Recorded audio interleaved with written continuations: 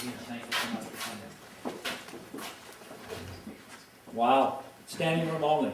Beautiful. David, Mobina, Joyce, everyone who's come here, Hedy, thank you so much for coming so far and joining us. Ladies and gentlemen, now is the time to rekindle the light of liberalism here in the city of Victoria. Now is the time to build on the great legacy of David Anderson. We're here today because we're liberals, proud of the strong, prosperous, caring, and envied country liberalism has made of Canada. And we're also here today to take back our country from one of the most narrow, mean-spirited, arrogant, fiscally irresponsible, and scientifically stupid governments in the history of our country.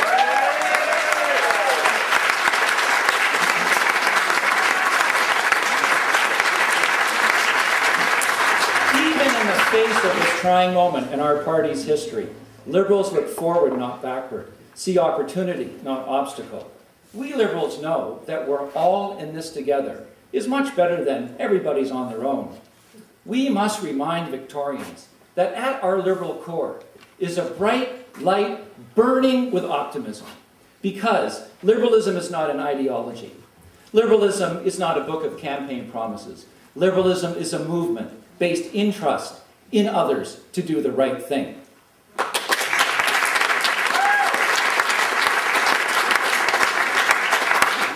However, Stephen Harper and Thomas Mulcair both represent something very different. Both these men are the practitioners of the poisonous politics of anger and divide. Veteran pollster Alan Gray calls Stephen Harper's style of governing an assault on reason. Orwellian. Harper's world framed by superstition and ideology instead of facts and reason. This has led us to an ugly and uncivilized politics in Canada. Well, that's not my Canada. Is it yours? No! And Thomas Mulcair, he pits West against East, pandering to separatism, teasing a 50% plus one promise of nationhood. Shame. That's not my Canada. Is it yours? No! And what century do we live in when a female minister of the Crown votes for a bill that would take away the right of a woman to have her own choice? That's not my Canada. Is it yours? No! No, it's not, because liberal politics are different. Our politics are the politics of reason and responsibility, of facts and evidence, of dialogue, not dogma and ideology.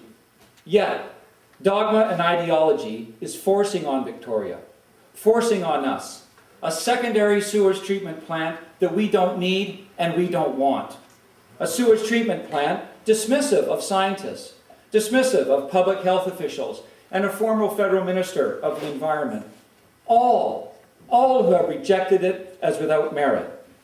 The proposed plant, being imposed on Victorians by the Harper government, is yet another example of a government that ignores science and scientists, claims to be small, yet is big, claims to be fiscally responsible, and yet is the opposite, dumping debt and tax increases on us and our children for decades to come. And this mad plan, it makes strange bedfellows. The NDP says it can't be stopped. And the Green Party says, we want treatment, but we're not sure what kind. Hey, maybe they should flip a coin. The truth is, 3 parties want it. I call them the Gang of 3. And only one party is against it. That's us, the Liberal Party of Canada, giving voice to the people of Victoria. And sadly, this wasteful project will vacuum up all the federal and provincial infrastructure dollars that can be used for things like storm sewers and 21st century public transit, things that really matter to Victorians. And tragically, this dumb plan will have a severe financial impact on seniors living on fixed incomes, families, single people, people just trying to balance their books. To build and run this billion-dollar boondoggle, all of us, homeowners, renters, businesses, will face the consequences of steep local tax increases for years and years to come. The secondary sewage treatment plant is bad science bad economics, bad for Victoria and Victorians. So together, let's stop it.